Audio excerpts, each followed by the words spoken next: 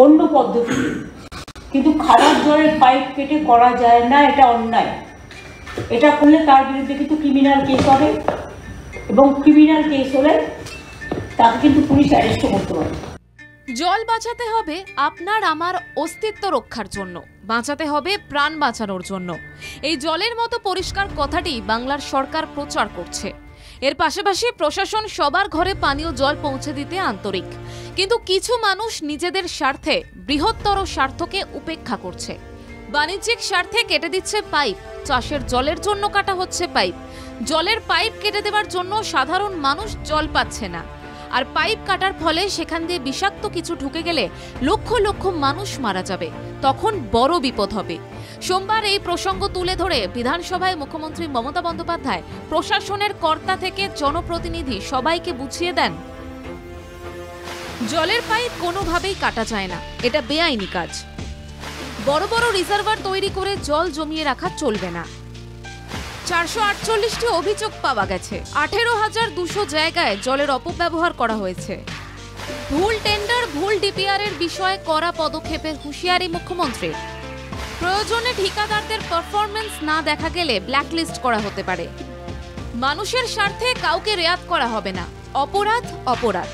এরকম কাজ করলে গ্রেফতার করা হবে, যারা আড়াল করবে তাদের বরদাস্ত করা হবে না। আমি পরিষ্কার বলছি, কোনো নেতার কথা শুনবেন না, কোনো রাজনৈতিক দলের কথা শুনবেন না, কোনো পুলিশ কম্প্রোমাইজ করবেন না, বিডিও ডিএমরা কম্প্রোমাইজ করবেন না, এসডিওরা। তারা দয়া করে মানুষের খাবার জল যাতে পৌঁছতে পারে তার ব্যবস্থা করে দিন। মানুষের দূরদর্শিতার অভাব যেন ভবিষ্যৎ প্রজন্মের বিপদ না ডেকে আনে, যাতে কাউকে জলকষ্টে ভুগতে না হয়, তার জন্য রাফ অ্যান্ড টাফ প্রশাসনিক প্রধান। বাংলা জাগো ও আরও খবর প্রথম থেকেই এই বিষয়ে মানুষকে সচেতন করছে। মানুষ ভুল বুঝবে আশা, কিন্তু কেন্দ্রীয় সরকারের অনুমোদন না মেলায় প্রায় 50 লক্ষ পরিবার জল পাচ্ছে না।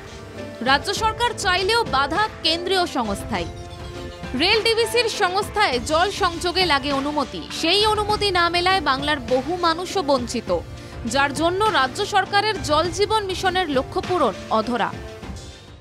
অপদার্থ বলা যায় 3,94,947 পরিবার, মানে এখানে প্রায় 20 লক্ষ লোক জল পাচ্ছে না ডিভিসির জন্য। আর অথচ বন্যার জল ছেড়ে দিয়ে বাংলাকে ডুবিয়ে দিচ্ছে।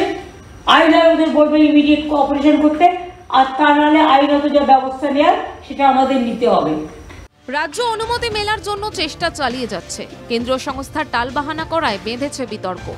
অনেক জায়গায় মাটির নিচ দিয়ে পাইপ যাচ্ছে না, কেন্দ্রীয় সংস্থা কোনো রকম সাড়া না দেওয়ায় মানুষের কাছে পানীয় জল যাচ্ছে না। ব্যুরো রিপোর্ট, বাংলা জাগো।